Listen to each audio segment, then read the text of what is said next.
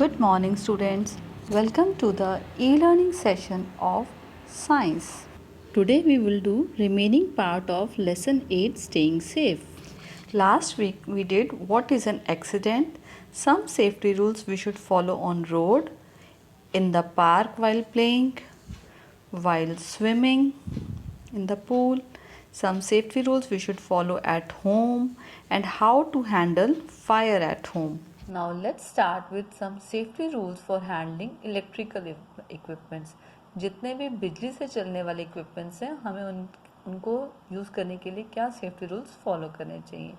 Electrical equipments can be very risky if not handled carefully. अगर हम electrical equipments को ठीक से केयरफुली हैंडल नहीं करेंगे तो वो बहुत रिस्की हो सकते हैं. The following rules should be kept in mind. हमें इन रूल्स का ध्यान रखना चाहिए. What are those? First, the switch should be turned off before touching a stove, heater or lamp. जो हम स्टोव यूज़ करते हैं, इलेक्ट्रिक स्टोव या इलेक्ट्रिक हीटर या इलेक्ट्रिक लैम्प यूज़ करते हैं तो उसका स्विच ऑफ करना चाहिए उसको टच करने से पहले, because they remain hot even after switching off. अगर हम उसको ऑफ कर भी देते हैं तो भी वो बहुत गर्म रहते हैं. तो हमें जब भी इनको टच करना है तो हमें स्विच को ऑफ रखना चाहिए. Next, electrical wires और cords should never be touched with wet hands. जितनी भी इलेक्ट्रिकल वायर्स हैं, बिजली की तारें हैं, उन्हें हमें कभी भी गीले हाथों से टच नहीं करना चाहिए, because we can get an electric shock. हमें करंट लग सकता है. If water is being heated in a bucket with an electric rod, we should not touch the bucket और put your hand in water while the switch is on.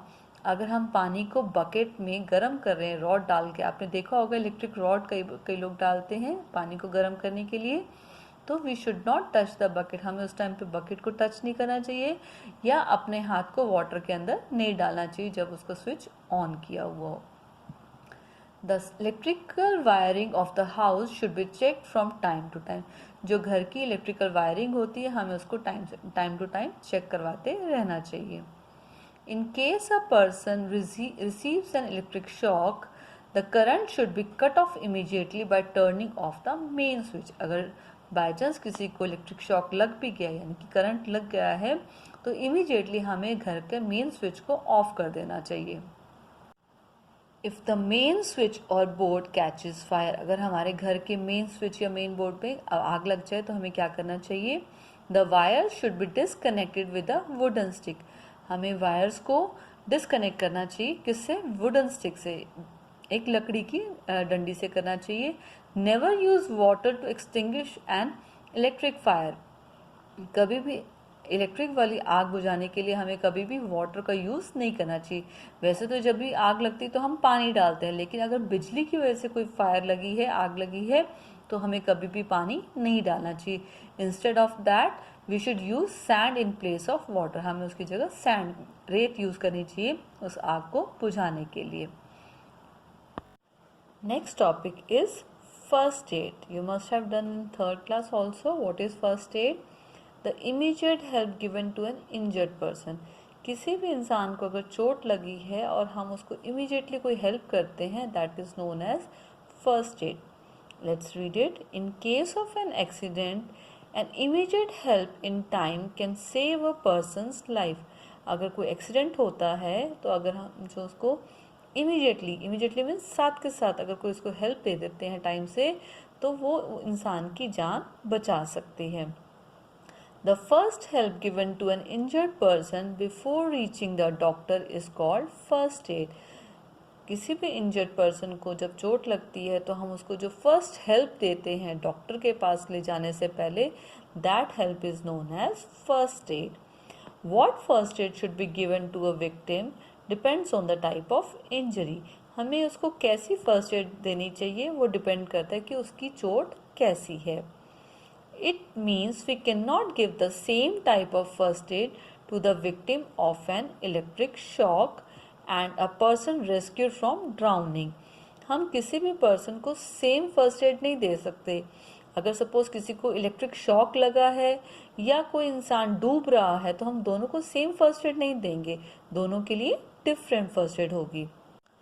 First aid for bruises and cuts. कोई भी हमें, Bruce का मतलब क्या होता है, खरोंच, या कोई भी कट लग जाता है तो हमें क्या फर्स्ट एड यूज़ करनी चाहिए। A bruise is the discolouration of skin caused by pressure. कभी भी हम एकदम से प्रेशर से, झटके से चोट लग जाती है तो खरोंच आ जाती है और हमारी स्किन का कलर चेंज हो जाता है, डिसकलर हो जाती है, तो that is known as a bruise. What does your mother do if you get a cut और अ ब्रूस। आपकी मदर क्या करते हैं जब आपको कट या ब्रूस लगता है, तो वो क्या करते हैं या हमें क्या करना चाहिए। Let's read it. Apply a simple cold pack over the bruise as soon as possible. हमें जल्दी से जल्दी उस चोट के ऊपर एक कोल्ड पैक या आइस पैक लगाना चाहिए। This slows down the bleeding under the skin. इससे हमारी स्किन में जो ब्लीडिंग हो रही है वो थोड़ी रुक जाती, धीरे हो जाती है। It takes 2 or 3 days to heal. और उस चोट को ठीक होने में 2 से 3 दिन लग जाते हैं। अ कट और a wound should be first clean with antiseptic lotion. अगर आपको कोई कट लगा है या कोई जख्म हुआ है तो हमें सबसे पहले उसे किसी एंटीसेप्टिक लोशन से क्लीन करना चाहिए, जैसे डेटोल होती हैं। And then dressed with an antiseptic cream. और उसकी फिर ड्रेसिंग करनी चाहिए, क्या लगा के, एक कोई भी एंटीसेप्टिक क्रीम जैसे सोफ्रामाइसिन या बीटाडिन लगा के हमें उसकी ड्रेसिंग करनी चाहिए। Depending on the size of the cut, it can be left open or covered with a medical plaster tape. It depends on the size of the cut कि आपका कट कितना बड़ा, अगर बहुत ज़्यादा बड़ा है और डीप है तो हमें उसके ऊपर प्लास्टर टेप लगानी चाहिए, और अगर कोई छोटी सी ही कट लगा है तो हम उसे खुला भी छोड़ सकते हैं। The plaster tape prevents dust और germs from entering the cut. जब हम प्लास्टर टेप लगाते हैं, जैसे बैंडेड लगा लेते हैं, तो उसमें उससे जर्म्स या कोई भी डस्ट, मिट्टी उसमें एंटर नहीं कर पाती। Next is first add for nose bleed.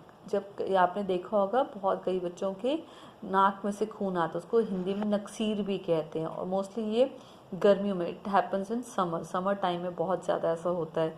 तब हमें क्या फर्स्ट एड यूज़ करना चाहिए। Let's read it. In case of a nose bleed, first make the patient sit and lean the head forwards so that he does not swallow blood. सबसे पहले हमें जो patient है उसे सीधे बिठाना चाहिए और उसका सिर को आगे करके रखना चाहिए ताकि उसके नाक में खून ना चला जाए। Second is ask him to close the nose by holding it in between the thumb and the fingers. हमें उस पेशेंट को बोलना चाहिए कि वो अपने नोज को अच्छे से क्लोज करके रखे अपने थंब और फिंगर्स की हेल्प से।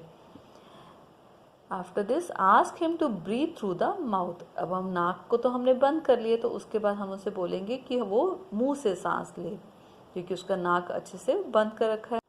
Squeeze both sides of the nose for a short while.